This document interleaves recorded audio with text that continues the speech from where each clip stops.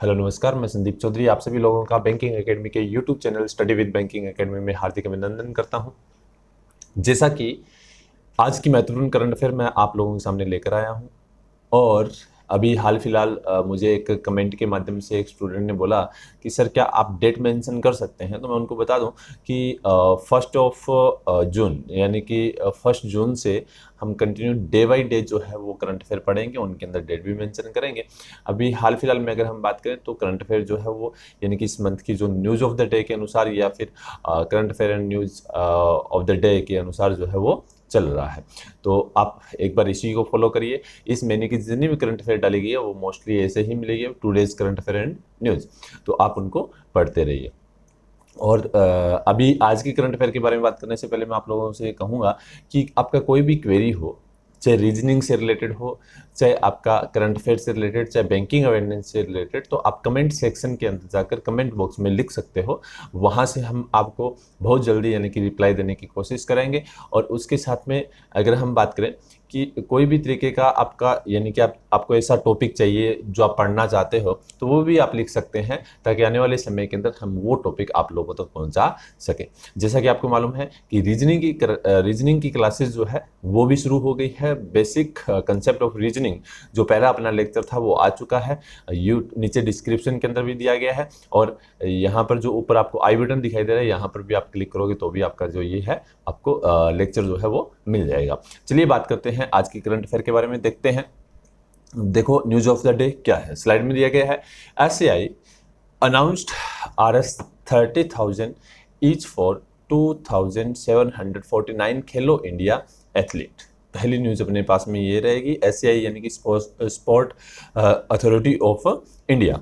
दूसरी न्यूज अपने पास रहेगी, ICMR has approved 624 laboratories across the India so far to conduct कोविड-19 टेस्ट। ध्यान दीजिए कि कोविड-19 जो टेस्ट जो हो रहे हैं उनके लिए टोटल जो है वो लगभग 624 लेबोरेटरीज ऑल ओवर इंडिया के अंदर क्या है स्थापित कर दी गई। इसके बारे में चर्चा करेंगे। उसके बाद में दिया गया है अरुणाचल प्रदेश के द्वारा हाल ही में देखें तो education department to telecast TV based online classes for classes 6 to 8 Delhi, यानी कि 6 to 8 के लिए हाल ही में देखें तो अरुणाचल प्रदेश ने क्या किया है कि ऑनलाइन क्लासेस जो है वो शुरू की है अरुणाचल प्रदेश गवर्नमेंट ने। तो इसके बारे में हम लोग चर्चा करते हैं। बहुत ही महत्वपूर्ण न्यूज़ है, ध्यान दीजिए। स्लाइड के अंदर जो चीज़ें लिखी है वो तो है ही, लेकिन इसके अलावा भी मैं आपको बहुत सारी चीज़ें बताऊँगा। तो आप पूरा देखें वीडियो को, बीच में स्किप ना करें, क्योंकि बहुत सारी चीज़ें जो होती है वो लिखी नहीं जाती, वो आपको मैं बताऊंगा तो आप उस समय उसको लिखो तो वो बेटर रहेगा। तो इसको यानी कि क्या है, पूरा वीडियो कहीं से भी यानी कि इसको क्या है आगे ना लेके जाए, फास्ट ना चलाए, आराम से चीज़ें सुने, देखें इसको अच्छे तरीके से, ताकि क्या जो भी आपको चीज़ें मैं बता रहा हूँ वो एग्जाम के लिए बहुत ही महत्वपूर्ण रहती है और एग्जाम के अंदर आती है। चलिए बात करते हैं पहली न्यूज़ की। अपने पास देखिए क्या दिया गया है, लिखा हुआ है कि एससीआई यानी कि sports authority of India has deposit Rs 30,000 each to 2,749 Khelo India athlete as out to pocket allowance. यानी कहने का मतलब कि अगर हम बात करें तो 30,000 रुपये 2,749 खेलो इंडिया जो एथलीट थे उनको क्या है कि प्रोवाइड करवाए जाएंगे। किसके तहत? तो ये कोविड-19 जो लॉकडाउन चल रहा है इसके तहत। The total sum of amount लगभग अगर हम बात करें तो लगभग 8.25 करोड़ रुपीस जो है वो सभी को दिए जाएंगे।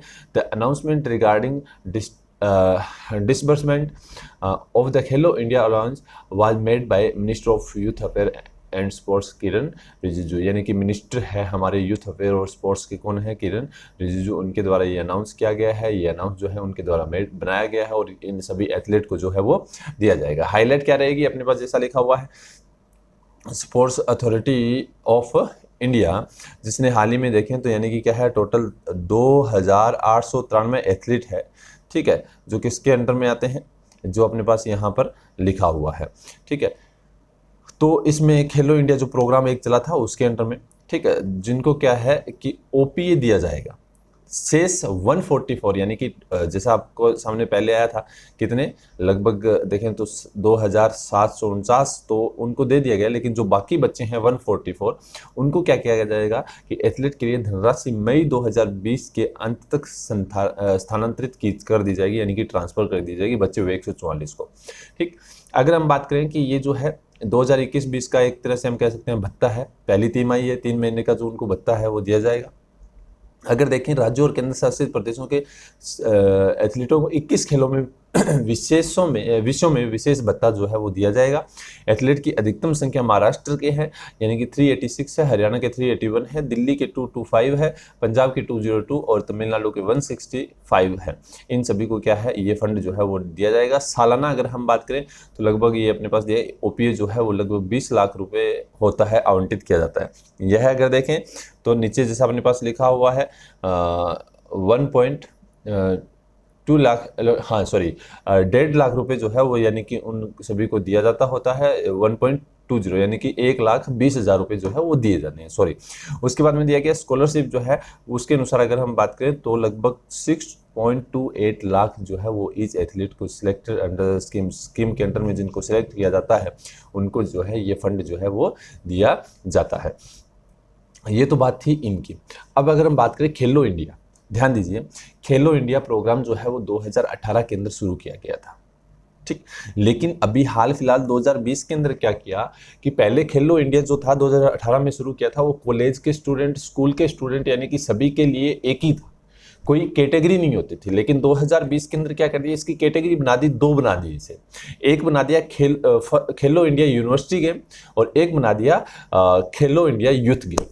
ठीक, इस साल 2020 के अंदर खेलो इंडिया यूथ गेम जो हेल्ड किए गए थे गुवाहाटी के अंदर, मोस्ट इंपॉर्टेंट है, याद रखना, वापस से रिपीट कर रहा हूं कि खेलो इंडिया यूथ गेम, ठीक, जिनका यानी कि इस साल हेल्ड किए गए थे गुवाहाटी के अंदर, लेकिन फर्स्ट खेलो इंडिया यूनिवर्सिटी गेम जिसको हाल ही में अलग किया गया था वो हेल्ड किया गया था भुवनेश्वर में। तो दोनों चीजें ध्यान रखनी है कि ओडिशा की राजधानी भुवनेश्वर जो है वहां पर खेलो इंडिया यूनिवर्सिटी गेम जो है वो स्थापित किए गए थे और खेलो इंडिया यूथ गेम जो है वो कहाँ हुए थे, गुवाहाटी के अंदर हुए थे, यानी कि असम में। तो ये चीजें हम लोगों ने ध्यान रखनी है। खेलो इंडिया जो है वो कब शुरू हुआ था, तो 2018 जनवरी के अंदर इसको शुरू किया गया था। और इस खेलो इंडिया प्रोग्राम के तहत जितने स्टूडेंट सिलेक्ट होते हैं, जितने एथलीट सिलेक्ट होते हैं, उनको प्रमोट करती है गवर्नमेंट कहाँ ले जाने के लिए। इंटरनेशनल लेवल के गेम होते हैं जैसे कॉमनवेल्थ हुआ, ठीक है, एशियन गेम हुआ, ठीक, या फिर हम कह सकते बहुत सारे ऐसी यानी कि चैंपियनशिप जो होती है वहाँ पर इन प्लेयर्स को गवर्नमेंट जो है वो लेके जाती है और इनको भत्ता भी दिया जाता है। टोटल सभी एथलीट जो भी यानी कि इसके तहत चुने जाते हैं उन सभी को। तो ये मोस्ट इंपॉर्टेंट स्कीम है, ध्यान रखना, पूछा जा सकता है कि खेलो इंडिया प्रोग्राम जो है वो कब शुरू हुआ था, 2018 के अंदर। 2018 में एक शुरू हुआ था, लेकिन 2020 के अंदर इन दोनों को अलग अलग कर दिया, यानी कि स्कूल के स्टूडेंट्स के लिए अलग और कॉलेज के स्टूडेंट के लिए अलग। कॉलेज के लिए यानी कि यूनिवर्सिटी गेम आ गए और स्कूल के लिए यानी कि यूथ इंडिया प्रोग्राम जो है वो आ गए। तो ये हम लोगों ने ध्यान में रखना, मोस्ट इंपॉर्टेंट है। चलिए बात करते हैं नेक्स्ट न्यूज़ की। अपने पास देखिए क्या दिया गया है, लिखा हुआ है कि आईसीएमआर की full form Indian council of medical research, ठीक, इसके द्वारा हाल ही में देखें तो लगभग अगर देखें 32 लाख कोविड-19 सैंपल जो है वो इस समय ले लिए गए हैं, या फिर हम कह सकते हैं कि लगभग 1,61,041 अप्रोक्सीमेटली कोविड-19 जो सैंपल्स है वो 24 यानी कि 24 घंटे के अंदर क्या कर रहे हैं, इनकी टेस्टिंग कर रहे हैं। अगर हम बात करें टोटल जो है वो लगभग कितने हो गए हैं ऑल ओवर इंडिया के अंदर, कंट्री के अंदर टेस्ट अभी तक, तो 32,42,160 लोगों की जो है वो टेस्ट हुए हैं। जनसंख्या है 135 करोड़, हालांकि 135 करोड़ नहीं है, अभी पॉपुलेशन डे बनाया जाता है 11 जुलाई को, ठीक। 11 जुलाई 2019 के अनुसार इंडिया की जनसंख्या 137 करोड़ थी। और अगर हम बात करें तो अभी तो जुलाई 2020 आ गया, यानी कि जनसंख्या जाहिर सी बात है बढ़ी है, ठीक। अभी जब डाटा आएगा तो उस समय हम इस पे स्पेशल एक लेक्चर लेके आऊँगा जिसके ऊपर पूरा का पूरा हम क्या है ध्यान देंगे, पूरी चीज़ें जो है हम पढ़ेंगे, ठीक। जब यानी कि 11 जुलाई को जब डाटा आएगा और 12 जुलाई को हमारा ये लेक्चर रहेगा, ठीक है। अभी अगर हम बात करें तो सिर्फ 137 करोड़ में से सिर्फ 32 लाख लोगों का अभी तक टेस्टिंग हुई है। उसमें से अगर हम बात करें तो अभी रफ्तार पकड़ी है 1,61,041 लोगों की एक दिन में क्या होती है, टेस्टिंग होती है। ठीक, अगर हम बात करें, देखिए नीचे जैसा अपने पास दिया गया है कि इंडियन काउंसिल रिसर्च जो है इसके अनुसार क्या किया गया है हाल ही में, देखिए टोटल 1,61,041 और 41 यानी कि इतने लोगों की जो टेस्टिंग सैंपल जो है वो लास्ट 24 आवर के अंदर लिए गए हैं, वो अपने पास दिया गया है। आगे लिखा हुआ है कि लगभग टोटल की बात करें तो 32,42,160 जो है वो पूरी कंट्री से लिए जा चुके हैं और पूरे इंडिया के अंदर अगर हम बात करें लगभग 624 लेबोरेटरीज जो है वो स्थापित कर दी गई है। यानी कहने का मतलब कि कोविड-19 टेस्टिंग के लिए अगर हम बात करें तो पूरे ऑल ओवर इंडिया के अंदर टोटल जो यानी कि स्थापित की गई है ये 624 लेबोरेटरीज, ठीक है। इनमें से 435 जो है वो गवर्नमेंट लेबोरेटरीज है और 189 जो है वो प्राइवेट लेबोरेटरीज है। यानी कि टोटल 624 है, 624 में से याद रखना है 435 गवर्नमेंट की है और 189 जो है वो किसकी है, प्राइवेट की है। तो इन चीज़ों का आप लोगों ने ध्यान में रखना है, मोस्ट इंपॉर्टेंट डाटा है जो मैंने आपको बताया है। हाँ, दूसरी चीज़ मैं आपको कहना चाहूँगा, जैसा मैंने आपको बोला कि अगर आपको रीजनिंग का बेसिक कंसेप्ट लेक्चर सुनना है तो यहाँ पर जो ऊपर आई बटन जो दिया गया है इस पर क्लिक आप करोगे तो आपको रीजनिंग का लेक्चर मिलेगा। वहाँ से आप पूरा रीजनिंग का लेक्चर देख सकते हो जिसमें हरेंद्र सर जो है वो आपको रीजनिंग करवा रहे हैं और जहाँ तक मुझे मालूम है बहुत ही अच्छे तरीके से उन्होंने यानी कि एक्सप्लेन किया है और अच्छे तरीके से क्या है कि बेसिक कंसेप्ट जो है रीजनिंग का वो आप लोगों को समझाया और साथ में सिलेबस समझाया है कि कौन कौन से एग्जाम में कितने मार्क्स के जो यानी कि सिलेबस है वो आता है, यानी कि टॉपिक जो है आते हैं जो आपके लिए महत्वपूर्ण रहेंगे। और उनका सेकंड लेक्चर जो है वो आज शाम को ही आप लोगों को मिल जाएगा, यानी कि लगभग 5 से 6 बजे करीब उनका जो ये लेक्चर जो है वो अपलोड कर दिया जाएगा। सेकंड लेक्चर रहेगा, सेकंड लेक्चर का मतलब कि फर्स्ट लेक्चर जो कंसेप्ट था लेकिन अभी कोडिंग डिकोडिंग आज से शुरू कर दिया जाएगा, तो वो भी आप लोगों को मिलेगा। तब तक अपने इस यूट्यूब चैनल के साथ बने रहिए। और हाँ, सबसे बड़ी चीज़ मैं आपको कहना चाहूँगा कि आप एक काम जरूर करोगे कि बेल आइकन पे क्लिक करोगे, क्योंकि बेल आइकन पे क्लिक करने के बाद क्या होगा कि जो भी वीडियो आप अपलोड किया जाता है वो आप लोगों के पास नोटिफिकेशन के रूप में मिलेगा, तो आप वहाँ से डायरेक्ट क्या है देख सकते हो। चलिए बात करते हैं लास्ट न्यूज़ की। अपने पास क्या दिया गया, ध्यान दीजिए। लिखा हुआ है कि अरुणाचल प्रदेश, ठीक, एजुकेशन डिपार्टमेंट द्वारा हाल ही में टेलीकास्ट किए जाएंगे TV based online classes for class 6 to 8।